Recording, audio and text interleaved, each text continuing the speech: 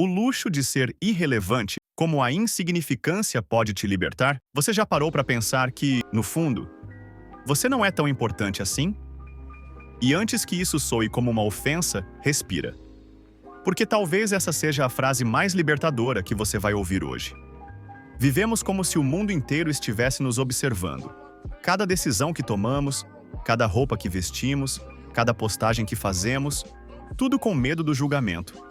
Mas a verdade é que a maioria das pessoas está ocupada demais pensando nelas mesmas para se importar com você. E, paradoxalmente, perceber a própria irrelevância pode ser a chave para viver uma vida mais leve. O filósofo estoico Marco Aurélio dizia: "Dentro de pouco tempo, ninguém lembrará de você, nem daqueles que lembraram de você." Pesado, né? Mas é real. A história engole todo mundo. E isso não é uma tragédia. É um alívio. 1. A pressão invisível que destrói. Pense na última vez que você deixou de fazer algo por medo do que os outros iriam pensar. Talvez fosse postar um vídeo, usar uma roupa diferente, ou simplesmente dizer o que realmente sentia. Esse medo é o que eu chamo de prisão do palco imaginário. Vivemos como se estivéssemos o tempo todo sob os holofotes, mas não estamos. Existe uma teoria na psicologia chamada Spotlight Effect, o efeito do holofote. Ela explica que as pessoas superestimam o quanto os outros prestam atenção nelas. Mas a realidade é que cada um está preso no seu próprio show mental. Quando você entende isso, uma porta se abre. Você percebe que tem liberdade para ser quem quiser, porque a plateia está distraída. 2. O peso de ter que ser alguém. Desde crianças nos empurram a ideia de que precisamos ser alguém na vida, como se, por padrão, fôssemos ninguém. E essa corrida para provar o próprio valor é uma das maiores causas de ansiedade. Schopenhauer dizia: "A vida é uma pendulação entre a dor e o tédio." E o que ele queria dizer com isso? Que a dor vem da falta, e o tédio vem quando já conseguimos o que queríamos. Ou seja, mesmo quando você se torna alguém, logo descobre que não era isso que te faria feliz. 3. O estoicismo e o alívio da pequenez. Os estoicos tinham uma visão simples. Existe o que está sob nosso controle e o que não está. O problema é que gastamos energia tentando controlar coisas que não dependem de nós, como o que as pessoas pensam de nós, ou como a história vai nos lembrar. Epicteto dizia: "Se você quer ser livre, não deseje nada que dependa de outros."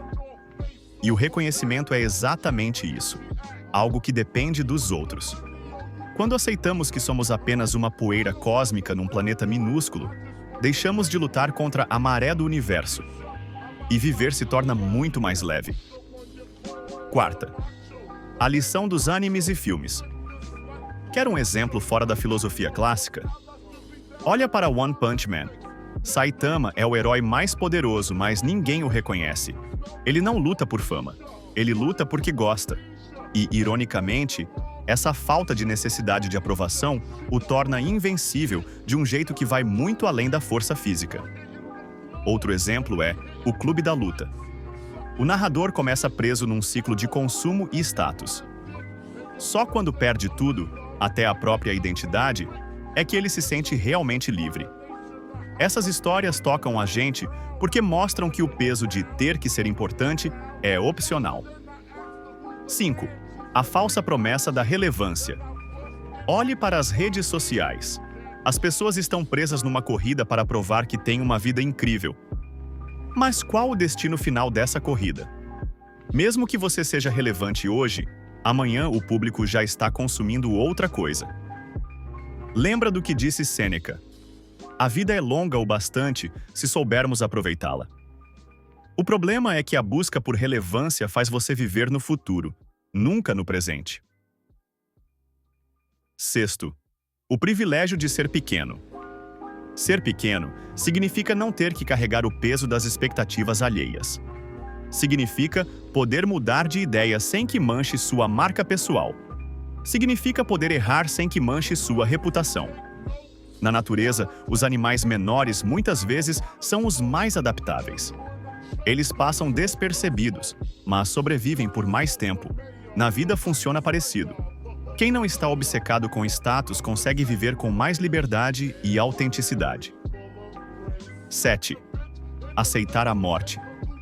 E a vida. Pode parecer mórbido, mas entender que um dia tudo isso vai acabar é libertador. Nietzsche falava sobre o amor fati, o amor ao destino.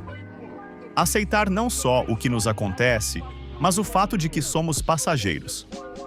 Quando você aceita sua finitude, cada momento se torna mais precioso. E, de repente, não importa se você está nos holofotes ou no anonimato, você está vivendo. 8. O exercício prático da irrelevância. Se você quer sentir na pele o luxo de ser irrelevante, tente isso. Passe um dia inteiro sem postar nada nas redes sociais. Saia de casa usando uma roupa que você normalmente não teria coragem. Faça algo que você gosta, mas sem contar para ninguém. No começo, pode bater desconforto. Mas logo você percebe, nada de ruim acontece. O mundo continua girando. E essa é a prova mais clara de que você pode viver sem o peso de manter uma imagem. A liberdade que incomoda. Curiosamente, quando você para de se importar com relevância, incomoda os outros. Porque muitas pessoas vivem presas nessa busca e não entendem como alguém pode simplesmente largar o jogo. Mas é aí que está a beleza. Você começa a viver pelas próprias regras.